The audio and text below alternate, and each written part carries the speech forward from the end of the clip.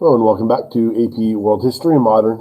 Today we're going to do Unit 5.5, Technology of the Industrial Age, and looking at how technology shaped the economic production over time. Okay, so what we're looking at today, here's the overall standards by the College Board. What we should really be looking at. Kind of keep in mind here, we're looking obviously at new machines and new technologies that will improve productivity, but also the second industrial revolution, right? So when we talk about the industrial revolution, the first industrial revolution, we often talk about it as a textile revolution. Sometimes we reference it as a energy revolution, right? Fossil fuel revolution, right? But textiles is what they're actually making, right? When we talked about the second industrial revolution, this is really in the second half of the 19th century or the 1850s and beyond. And it's referring to improvements in the processes of making steel, chemicals, electricity, precision machinery is what that refers to, right? So second industrial revolution, steel, chemicals, electricity, precision machinery. I've had a hard time with that. All right, and then of course, not the invention of railroads per se, but the rise of railroads. The intensification of the usage and the intensification of the construction of the infrastructure around railroads. Is steamships, telegraphs. These specific innovations in technologies, railroads, steamships, telegraphs. When we talk about the expansion of influence of countries, or the expansion of colonization or imperialism, it is kind of very difficult to imagine imperialism being possible without these innovations being part of it. And of course, there's going to be tons of implications beyond that as well. So very major innovations for economic growth, for political expansion, right? And just improved communications and movement of people. All right, so let's begin and just kind of do a quick overview of what exactly it is we're talking about here for innovation during this time period. Going back to some of the earliest innovations which helped productivity with the textile industry, and you can see how it's textile innovations are kind of what leads the way, and then eventually you're going to start to see innovations in other fields being made, to the point where now we're getting into chemicals, chemical manufacturing, the Bessemer process being applied, and we are well into the second industrial revolution by this point. So we've made that transition from textiles, to other things, right? So yes, and you can just kind of take a second and look through those, and hopefully you know what most of them are. Many of you did a project on one of these ideas. All right, so just kind of a quick reminder, the steam engine, because we're talking about the second industrial revolution, you're also talking about, the steam engine, not just being invented, but also being improved upon, made compact, so that you can have it in a factory, or even smaller, so you can have it in a steamboat or in a locomotive, right? So the steam engine, very, very influential invention. And then, of course, when we're talking about the second industrial revolution, you're talking about the internal combustion engine, right? So, developed by many people, right? And but we often associate the combustion engine, with Mr. Daimler and Mr. Benz, Mr. Diesel for creating the fuel to power it, and Mr. Maybach for, really the, more of the design associated with what it goes into, right? So when we talk about the second industrial revolution, obviously, Germany is going to be a major part of that. right? So, and of course, what fuels these new machines? A major part of the fuel of these new machines is coal, right? So total coal production in England, you're going to see a spike. So coal is going to be on the rise until we get into, if I can get that thing to go away, until we get into the 1920s and 30s. Then you're going to see a decline. Right? Then you're going to see a decline. Right. So global crude oil, right, at the time of the decline of coal, you're going to start to see an increase in oil production, and then that'll peak, just right around the time of the Great Recession, and then you'll start to see a decline after the Great Recession. There's a Mankind video on oil, right, and this is oil being extracted in Texas. So pretty good kind of overview of the oil industry. All right, so this second industrial revolution, right? Who are the major players associated with this here? If you're talking about steel, obviously Henry Bessemer is a major player. He develops what's known as the Bessemer process. And makes steel production much more efficient, scalable, right? Much larger scale, and helps with the overall properties of it as well. So the Bessemer process, right? And that'll spread around the world. In the United States, we often kind of associate that with Andrew Carnegie, right? So Carnegie Steel. But also the expansion of the railroads. 1869 is a notable date for the railroads. That's the date of the completion of the Transcontinental Railroad in the United States. So connecting the two coasts. Electricity, right? Harnessing electricity, the light bulb, Edison, the vulcanization, right? Vulcanization process, right? And then of course the eventual, the building of the iron ships. Right, so the iron ships do predate 1871, right? But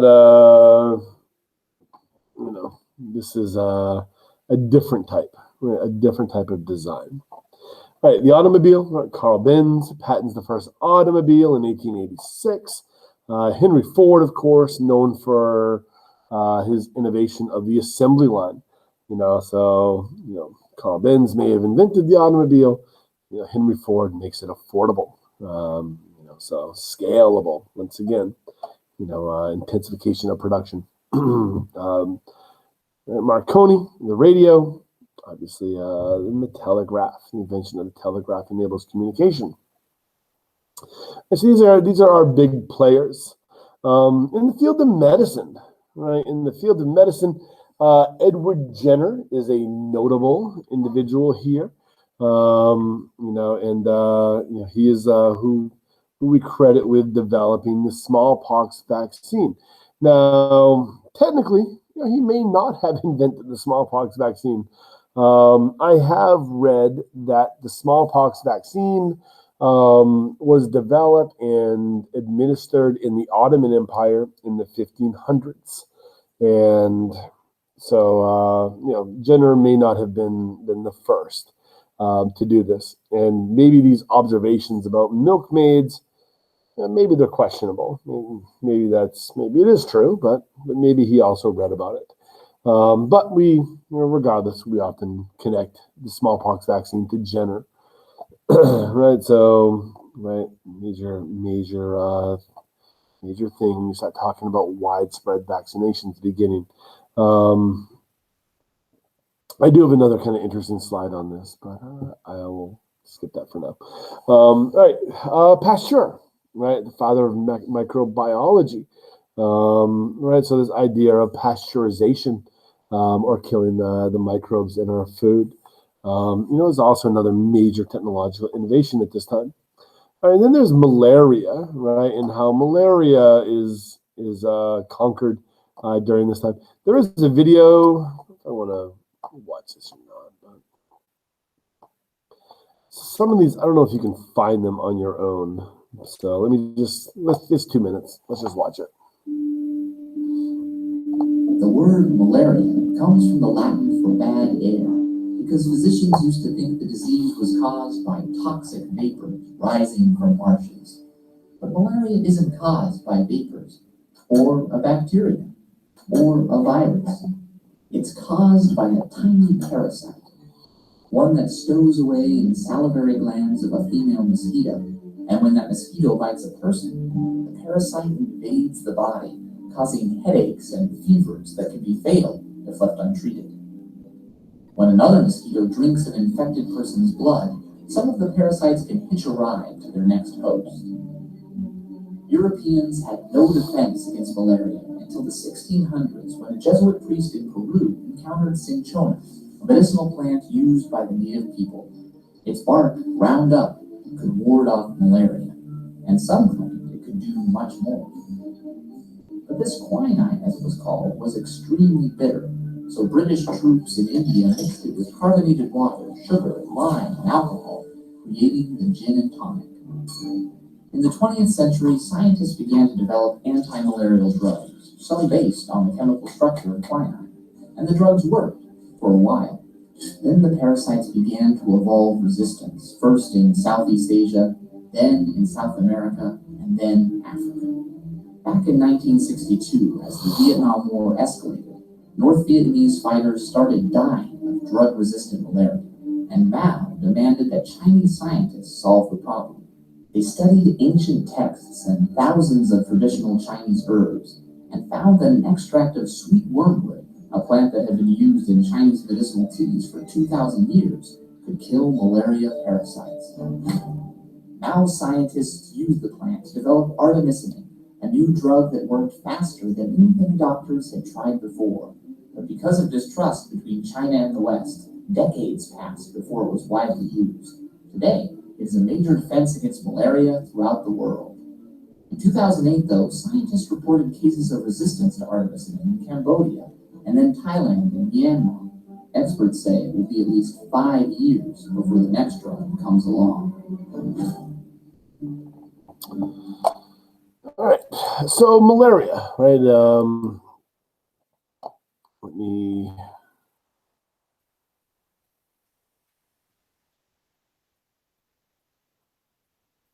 Okay. All right. So when we talk about malaria is this is one of those things which really prohibited the colonization of places like Africa or Southeast Asia by Europeans. Because of their inability, to cope with it. The survival rates for Europeans is very low, as we'll look at in a second. So development of anti-malarial drugs is going to be a major thing. And the cinchona tree, right? This is also one of those things that you're going to see as kind of part of the overall migration. The migration of people. So what we see here is, there's a huge migration in the 1800s as colonization increases demand for, some of these products. So, the rubber tree plantations, in the Dutch, in what is today Indonesia, right, the Dutch Indies, those rubber tree plantations is going to result in, a massive amount of immigration from China, right, to work on those plantations. So, right, and this is one of those things where the cinchona tree, it's not from Indonesia, it's actually from South America, and the Dutch had taken the cinchona tree seeds, and then created plantations, but just having that. Having it isn't enough. So in the 1820s, we see French chemists, they're going to extract quinine from the cinchona bark. And by the time we get to the 1830s, there's enough for commercial or general use. And this is why you're going to start to see after the 1830s, a foothold, on the African continent by the French, right? So you're going to see that in Algeria, right? And then later sub-Saharan Africa by the French. And of course, once the Dutch scale things up in the 1850s, in Java, you're going to start to see, widespread European colonization, throughout Africa, in the world by the 1850s. Right, so without quinine in sub-Saharan Africa, and this is these are some statistics I found. 77% of white soldiers in sub-Saharan Africa, so the Congo River Basin, in just generally sub-Saharan Africa as well.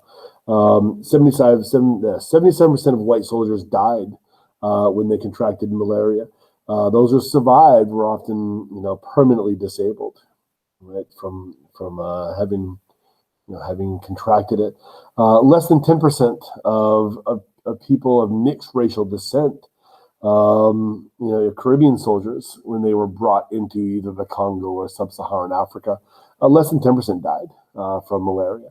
So it is something about being of European descent, that makes you highly susceptible to die from malaria. And there's obviously known reasons for this as well. It's just we don't need to go into it. But quinine becomes an extremely popular thing, right? And simply, is given to people who are moving to places like Africa or South Asia or Southeast Asia, or even Latin America and the Caribbean as well, right? So quinine, and because quinine is said to be extremely bitter, it would often be sold with other products in order to cut the bitterness of the taste. So, which is also why you would often hear people refer to gin and tonics. The tonic water has quinine, right, in it.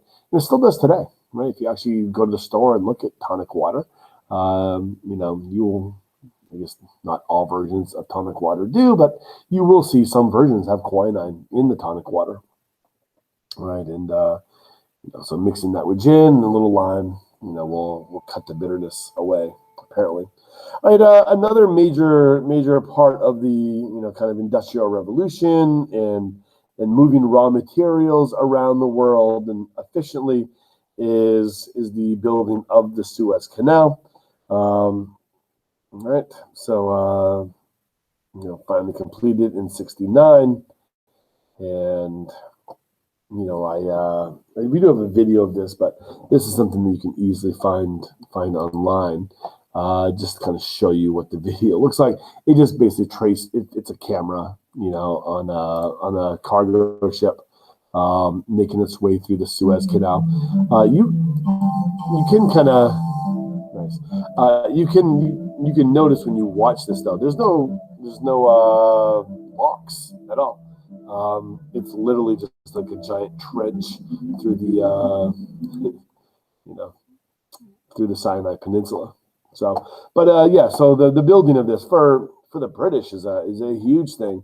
If you're talking about the British presence in South Asia or the Dutch in Indonesia, you can kind of look at the mileage difference, that using the Suez Canal makes, right? It's a 6,000 kilometer swing, from this starting point.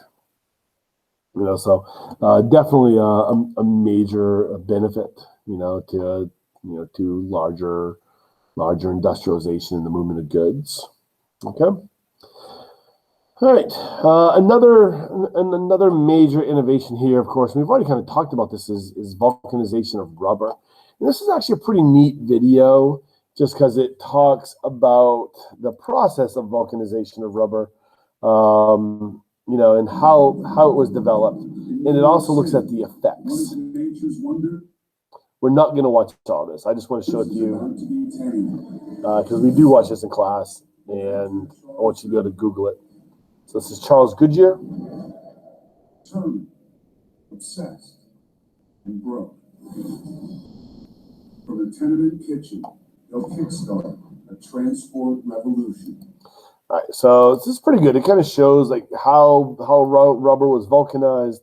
And then what the video does is it goes and shows you the effects of vulcanization, right? Once rubber had been vulcanized and the usefulness of rubber was understood, the demand for latex, right? So the raw material that is used to make rubber, which is extracted from trees in South America or also vines in the Congo Basin, the demand for that rubber is going to explode, and it has consequences.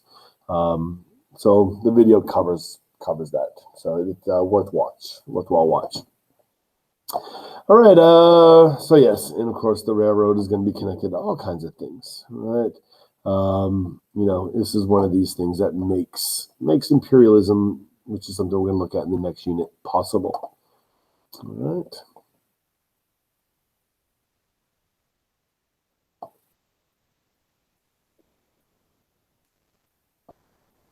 Tea plantations. Tea is something else that had to be brought from its origin point. Right, and this is an interesting piece as well. You've got the Rhodes Colossus, right? Instead of the Colossus of Rhodes. But yeah, so you have this image here, and if you notice where his feet are, right? So from Cairo to the Cape, right, is what the British wanted to control. And there was a proposed railroad that was to be built from Cairo to the Cape. That would have connected the continent. The British were not able to actually complete that task, but it was one of the stated goals. But you notice, in his hands as well is a telegraph wire. Right, he's holding a telegraph wire. So once again, one of the essential tools of imperialism, right? And of course, this is a parody off from the parody, the Colossus of the Pacific, right? So because the United States, we also are participating in such things. The annexation of Hawaii, for example, takes place right about the same time, right, in the 1890s. All right, and of course, we have already kind of mentioned migration is, as the intensification of the demand for raw materials happens, you're going to see a lot of migration take place. So you probably recognize this imagery.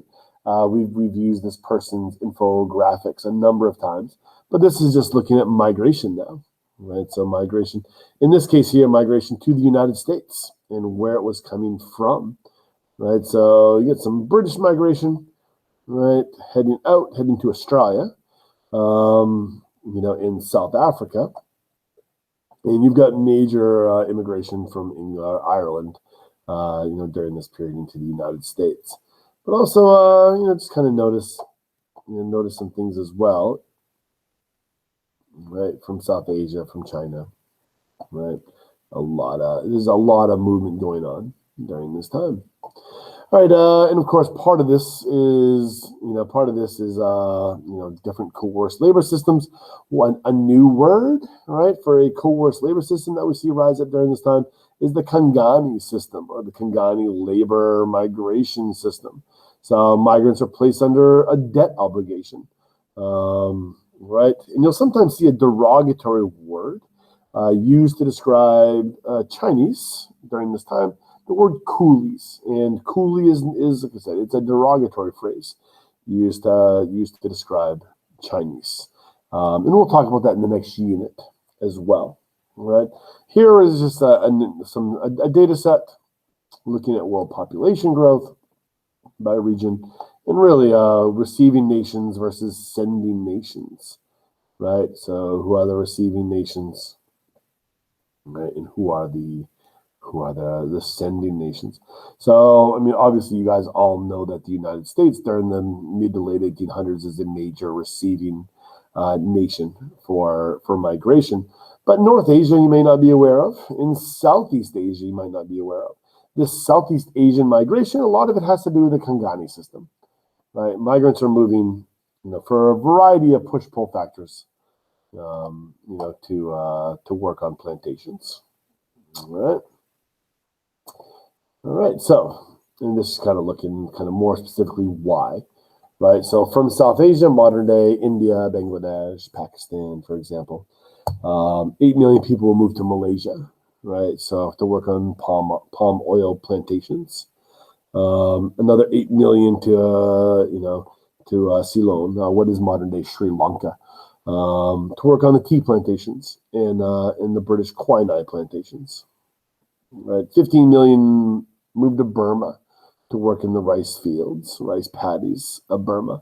1 million moved to Africa, a lot to South Africa. Kind of very famously, Gandhi lived in South Africa after he received his law degree and before he eventually goes back to South Asia. A lot of South Asians moved to Uganda as well, right, for infrastructure projects. So 1 million South Asians, right, during this period will move to Africa. And here's an actual picture, right, of from Uganda, looking at South Asian migrant workers, and here's a photograph of Gandhi while he was in South Africa, right, with his law practice, right, MK Gandhi, attorney. All right, so another infographic simply looking at migrations. And there's a couple of other concepts here, which we're going to get into later, right, in the next unit, ethnic enclaves and reaction to immigration, right, so anti-immigrant policies. So feel free to look those over and pause if you want. All right, so technology, industrial revolution, new source of energy, coal, steam engines, trains, ships, iron. Right, second industrial revolution, steel, oil, electricity, telegraph, telephone. Right, these are our major changes. All right, so before we go, most of what we do in class today, or did in class today, is actually skill works. This is what we spent the most of our time on. So what we did is, in a continuation of what we had done with the industrialization, the spread of the Industrial Revolution to Russia, we looked at this passage, right? This passage is about Japan.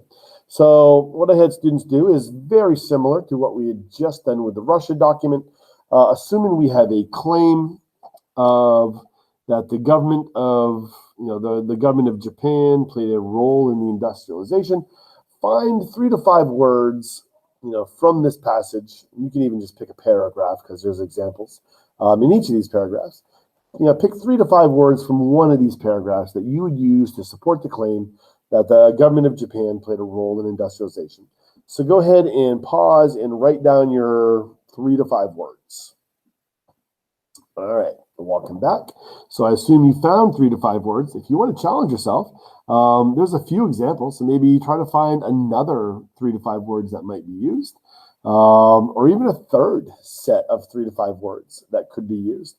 So if you want to challenge yourself, right? So this is about practice. So this is the time to do it. So feel free to pause and try to find some additional examples if you can that would be used to support this idea that the government played a role in the process of industrialization. All right, welcome back. All right, so here's some sample answers, that you could use. So education of the youth as well as grown men. The establishment of various kinds of factories under the direct supervision, right? And and we talked about those model factories in Japan yesterday. The Department of the Army, the Department of the Navy, Department of Finance, introduction of machinery. Government succeeded in concentrating the capital. Government undertook construction, right, of the railway. I mean, these are all things you could use to support this category of analysis. And just kind of keeping with what we've been talking about here, if we're trying to write a document-based question essay, how do you structure that and how do you work this kind of stuff in? What I show in class is an outline of how you could write your essay, right? So you have your introduction, obviously. So you're going to begin by contextualizing your prompt.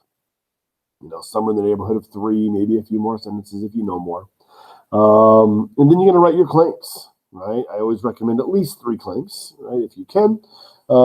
Skill application plus category of analysis, right? And now we have our first body paragraph. So we're going to restate our claim. So let's just kind of use these 2 documents that we've been talking about, the Russia document and the Japan document, and maybe we need skill application. So let's go similarity. Russia and Japan were both similar in how they underwent the process of industrialization. Because, here we go, category of analysis, because the government took an active role in that process. All right, so the government played an active role in the process of industrialization.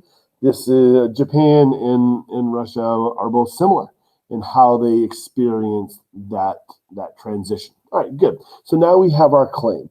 So let's contextualize that. How would you contextualize that process? Well, I guess maybe we need to kind of situate why both of those countries needed government intervention. Talk about how they were, both societies had serfdom or feudal societies right up until the mid-1800s. You could mention that Russia didn't abolish serfdom until the 1860s. Just 2, 3, 4 sentences, just kind of, situating Japan and Russia in the larger industrialization process and why they had failed to industrialize by themselves. All right. So once you've done that, you contextualize. Now you can source the document. So how am I going to source this document?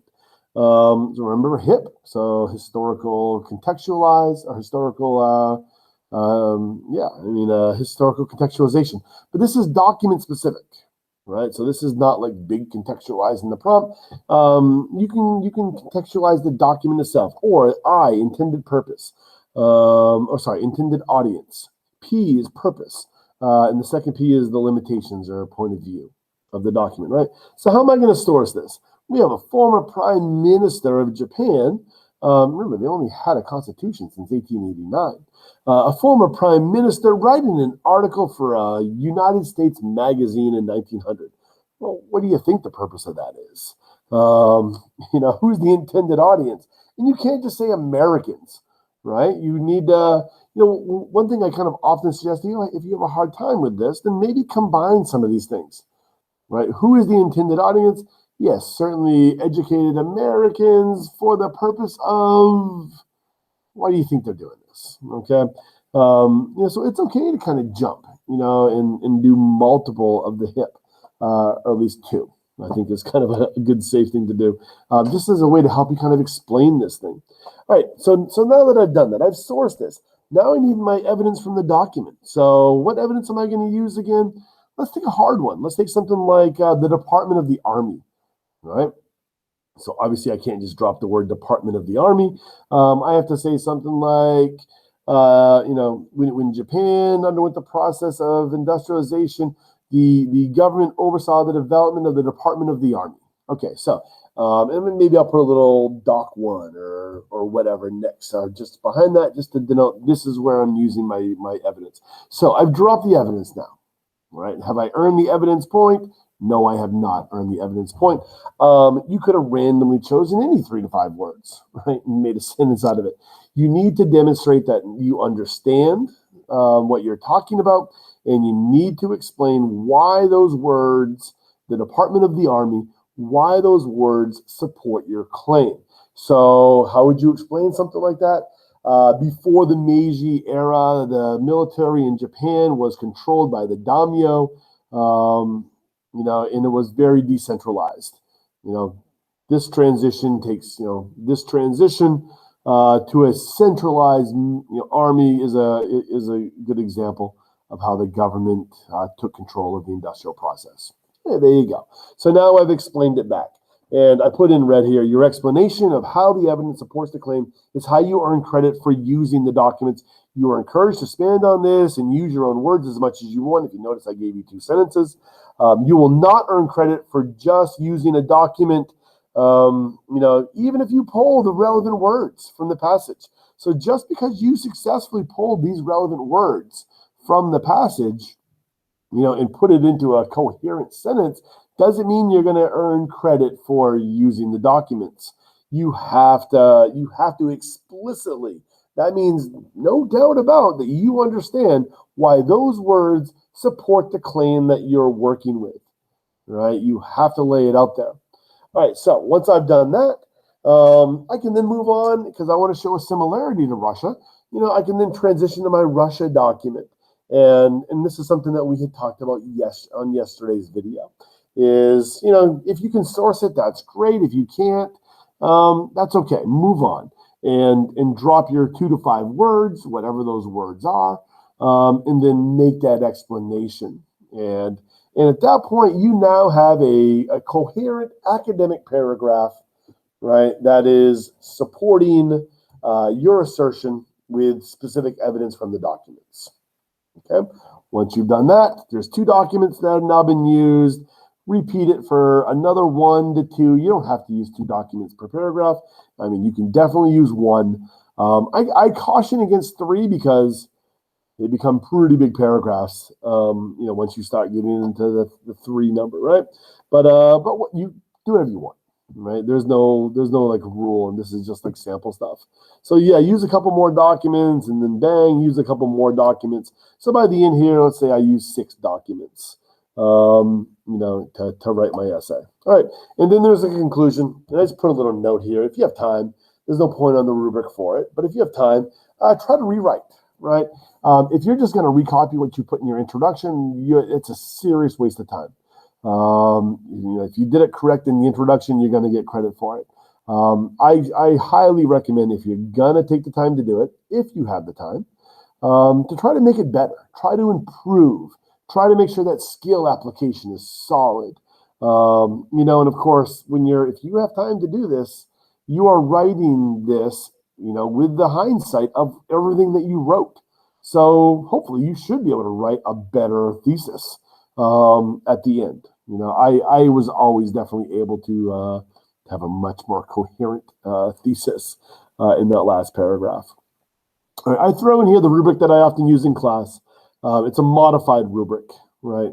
And it just kind of gives you some of the verbiage on what the expectations are, right? So thesis must be 1 or more contiguous sentences located in the introduction or the conclusion, right? It can be either place. It cannot be in the body, though, right? Clear, analytical. Contextualization, this is one of those, not just a phrase, right? More than a phrase or a sentence. It has to be a nice, fully developed thought. Notice the checklist on the evidence. Once you use evidence from document 1, if you use it again, I don't care if it's a different selection from the document, you will not earn credit for it for evidence from the document. Okay, and remember, in order for you to, get the credit for this, you can't simply quote, right? You have to actually use the information to address the topic of the prompt, and support your conclusion. And notice how many you are expected to use in order to get that second point.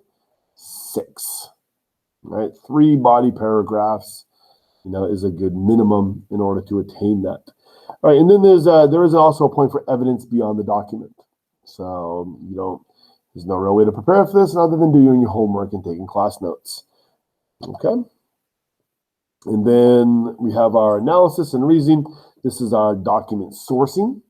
Right, this is how we source our documents. And this is our complexity point, right, our unicorn point. All right, that is it for today. Let's just do a quick debrief and summary. The Industrial Revolution, it's a fossil fuel revolution, right? It's a major energy revolution. And of course, the machines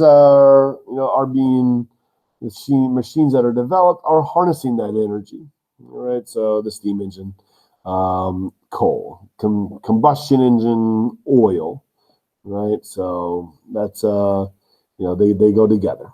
So development machines powered by fossil fuels enable the growth of large-scale factory production. Second Industrial Revolution led to new methods of production of steel, chemicals, electricity, right? Second revolution would lead to the technological developments that would dramatically alter human affairs, right? So we are building into the technologies of the 20th century, right, at this point. And of course, the railroad, steamship, telegraph made exploration, development, communication possible in interior regions globally. This is going to result in increase in trade, migration, as well as imperial colonization, right? And of course, the implications of all this is mass migration does take place. So, and of course, a new word that we'll talk about again later, the Kangani system. Okay. All right, that is it for today. Sabriati.